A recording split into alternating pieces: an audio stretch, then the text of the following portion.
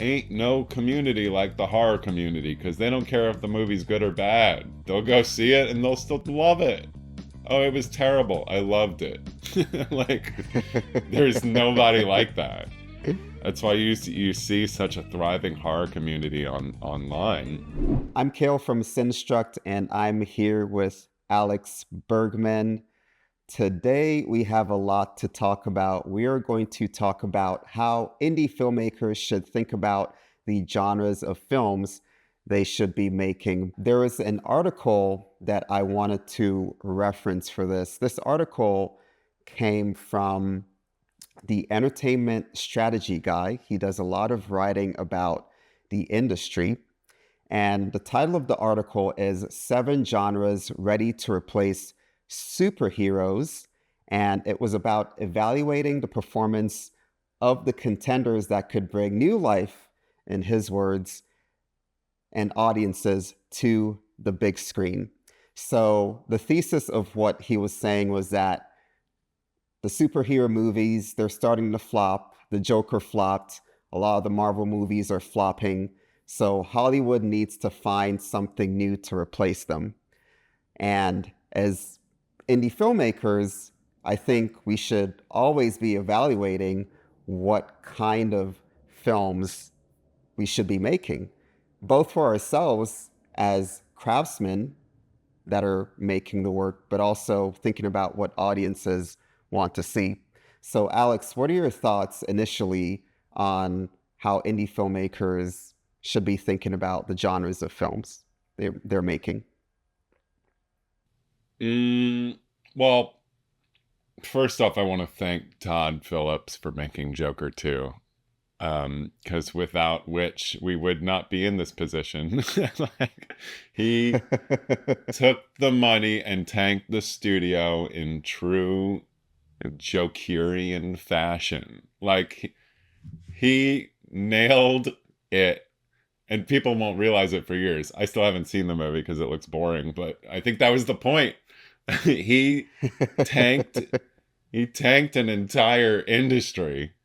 And I'm sure other people are still trying to save it, but it's it was a message. It was a Molotov cocktail through the windows of the establishment, making those kinds of movies. So, Todd Phillips, you're my friend. And time will be kind to your efforts, sir. Um, it was a punk rock provocation done to perfection. Um, but as far as genres people should be looking to make in indies, I don't know anything. What were your thoughts on that? What were the list of movies? Yeah, so in the article, he had seven genres, and he also had some reference movies as well. So, and I found this somewhat interesting. So, for the genres to replace the superhero movie, so he had sci-fi, which has always been a staple in Hollywood, so that's nothing new. He has video game movies, and we've already seen that come up with the Mario Brothers movie, the Sonic movie, the Detective Pikachu movie. He also had fantasy. And the interesting thing about his list, these aren't new genres of movies. So the idea that these genres are replacing, superhero movies, these genres have been around a long time. Sci-fi, fantasy. Um, so these are very much popular genres. Some interesting ones that he also had listed that aren't staples that have been around for a while, manga and anime.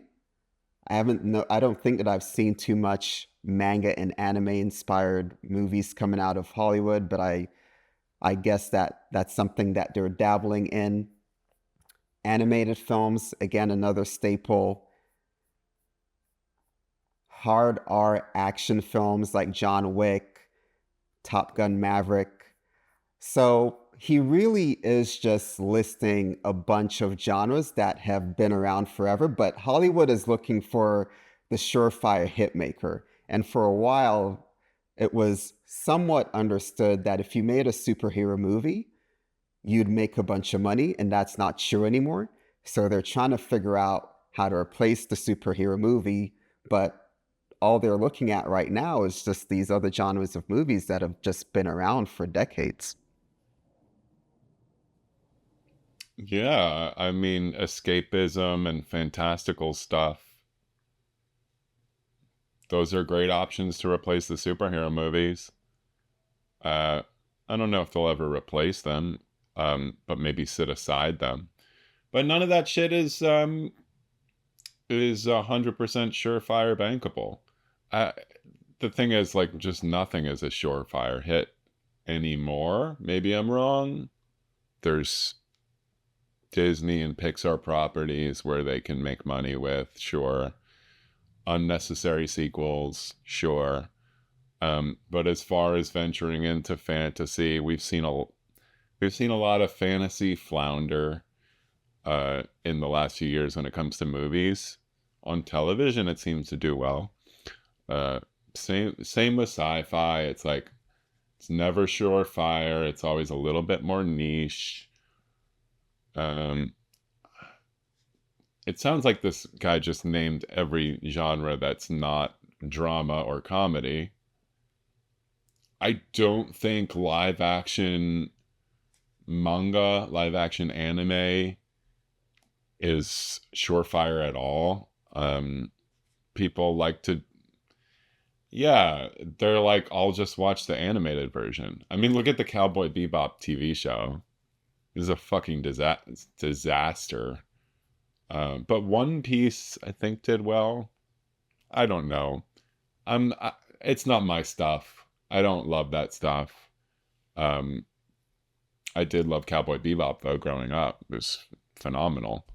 But do I need to see the English language live action remake? I don't get live action remakes of animated things or CG things like How to Train Your Dragon they're doing now, and it's like the only difference is the boy is a real boy. The dragon's still the same design and everything. So it's like this is just content, you know. You're just trying to hook me with something you already had me with, and it's like it's not actually even live action. It's mostly still CG. So what's the point? There's a translation. The fantastical when you film it for real and try to bring real life gravitas to it, it loses a fantastical element and it messes up the suspension of disbelief. A lot of things happen when you try and translate that. I know there's six other genres the guy mentioned, and sure, he's probably right. I can throw nine genres at a wall and be right about it, but uh, it's I think it's a bigger thing about there's no surefire hits now, and Hollywood needs to give up on that bullshit and start making $20 million movies. Like 10x your output, make $20 million movies. Some of them will tank, some of them will 10x their money. And we all get to see genres that represent reality, represent us, or represent fantasy or whatever. But stop stop putting it all on black. Like you need to diversify your material. Yeah, I think it's interesting because for the layman, when you think about indie films, the first thing that comes to mind is the Sundance movie, and I'm air quoting Sundance movie, Yeah, exactly. where it is a drama, coming of age type of deal. And indie films are independent films from people that aren't making the film through the studio system. And I think it became its own genre. And in a lot of ways, at least how popular culture and Hollywood has perceived indie films has always been in that bucket. Whereas there's so much opportunity to expand beyond just let me make a coming of age drama and try to get it into Sundance. Yeah, I mean, for a while there, especially during the height of the superhero movie pandemic, we the whole indie scene, in my eyes, was snoozy fucking dramas that were coming of age, or they were boring. So indie filmmakers were like going so far against the grain that they just weren't able to compete. And nowadays you're seeing more of them go, all right, I can't make a boring movie or I'm just going to get lost. It has to be horror or thriller, or it has to have some genre elements to attract mainstream audiences. Um, and you've seen over the last few years the meteoric rise of A24, of Neon, of all these smaller players who were facilitating indie fun stuff. Um, to the point where now they are becoming the studios, and the studios are just don't know what the fuck to do. Just make small movies again, idiots. I hate you. I am going to have to coin the term. Well, it's your term, the superhero pandemic. Yeah. I think that one's going to ruffle some feathers. I like that one. But I Yeah, think there it is were a a good lot of point. masks involved. Yeah. I think it is a good point. We are seeing A24 Neon that are distributing what, Cineverse with the Terrifier yes, movies. They're all yes, coming out of exactly. the woodwork, and suddenly they're multiplying their dollars, making smaller Yeah. movies, where the studios They're are like, making a whoa, strong business. the studio like wants, they're fucking addicted. They want one more hit, one more big hit, right? And it's like, no, y'all, you gotta make small movies again. It's okay, you can do it. Just put a little here, a little there. One of them's gonna pop off.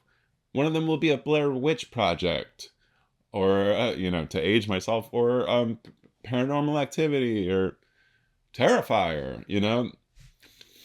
Horror has always been a staple in terms of indie filmmaking because it's the genre that over the years the idea has been that horror has been the easiest genre if you want to sell your film because audiences have a lower threshold for what they expect from a horror film in terms of if they want to see a popular actor or actress in the film, they have a lower threshold as far as that goes in terms of their level of interest. That's been the idea. Do you think with this list that the entertainment strategy guy laid out, do you think indie filmmakers should be thinking about some of the genres that he talked about, leaning more into fantasy, leaning into anime and manga, styled live No. action? Not anime and mega. I mean, listen, if you're a filmmaker and you got a super duper passion to do any of those things, please do it.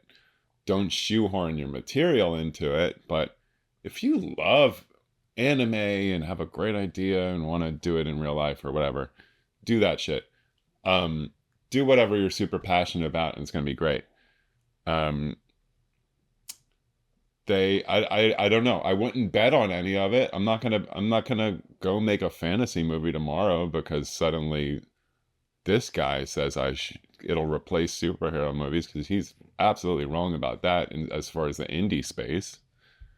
um Horror is still easy, bankable, and they ain't no community like the horror community, because they don't care if the movie's good or bad. They'll go see it and they'll still love it.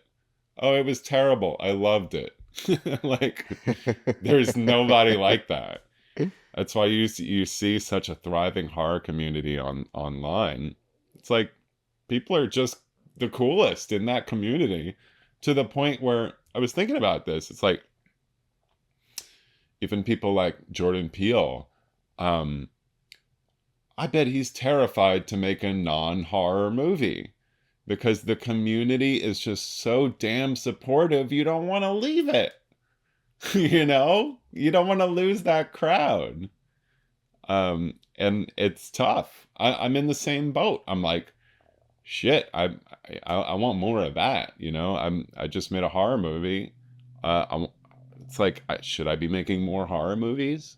Or should I branch out? I have plenty of branch out ideas, but like that community can help me grow. Those other genres, I don't know. I don't understand that article. And yeah, the thing that did interest me is that he did not have horror in his list of genres to replace the superhero movie.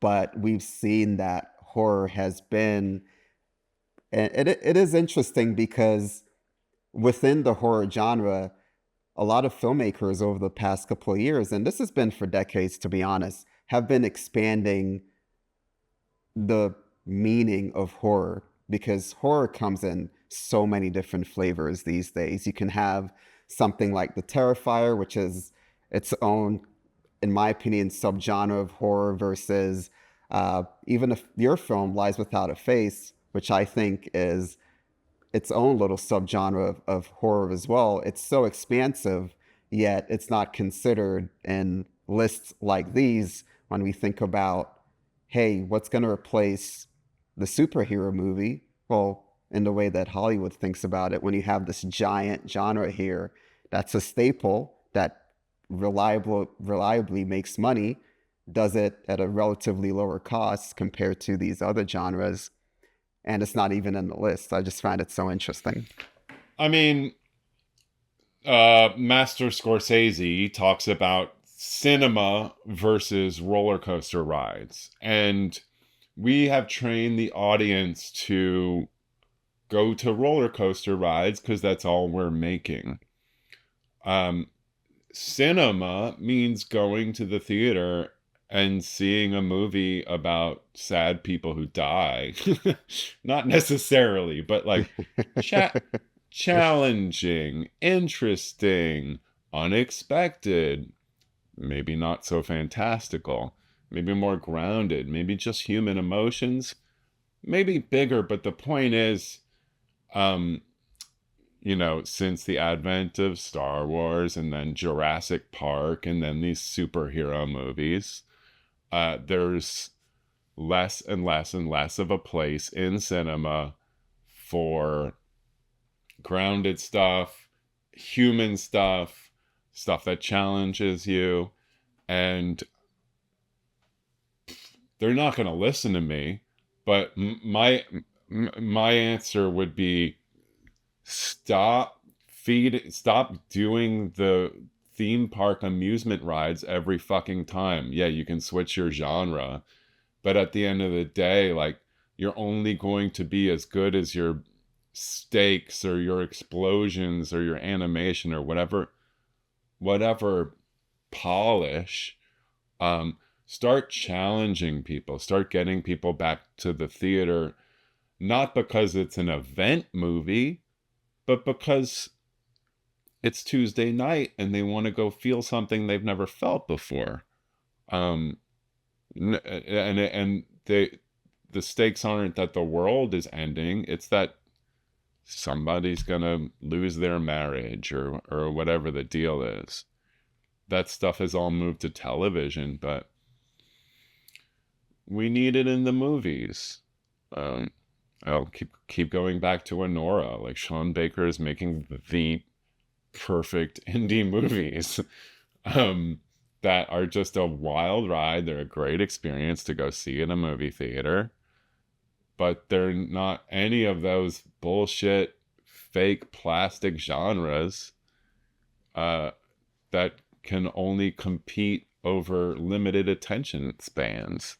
We need to increase the attention spans and the diversity of our viewers' content, or else we'll just keep circling the same drain that we did with superheroes. I hope that Hollywood maybe doesn't take a cue from this article. Yeah. What's this guy's name? Who is he? It's the entertainment strategy guy. That's the handle that he goes by. And you know, he does have a lot of interesting thoughts. And I think, you know, on on the level of a studio where you're thinking at things at a different scale. You're not thinking, in my opinion, the way a studio thinks about filmmaking and their strategy for their slate of movies. They're not thinking on the level of, okay, will this movie just be be entertaining or entertainment or be touching? They're thinking at the scale of what's my 10-year plan for this business. And when you have that view for how you're looking for what you're going to put the studio's weight behind, you kind of lose the thread on the stories that matter to people. In my opinion, that's always been kind of the bigger issue with how things are laid out. But on an independent level, as independent filmmakers that are making our own stuff, we are really the counterculture that kind of sits against that thinking, because we are able to focus on just the story, and we do have the flexibility. Of course, if you have producers that are smart, the flexibility to create the stories that matter to people in a way that at a studio level they're not able to. All right, yeah. I think the studios need to get in on that action. I mean, they do to a certain extent, but I think they need to ramp up those divisions. You know, like Sony Pictures Classics, Fox Searchlight. What are they up to? I don't know. Not much lately, it seems like. So yeah, so the takeaway for filmmakers: do the genre where you can tell the best story that gets across what you want to get across, that touch people. Uh, don't follow a list that you see in an article. Make the movie that you want to make, and you'll get a lot of success from doing that. Yeah, as long as that genre is horror. If you like this video, please like, comment, subscribe. Tell us what you think about the genres of films that you're going to be making as you pursue your film career.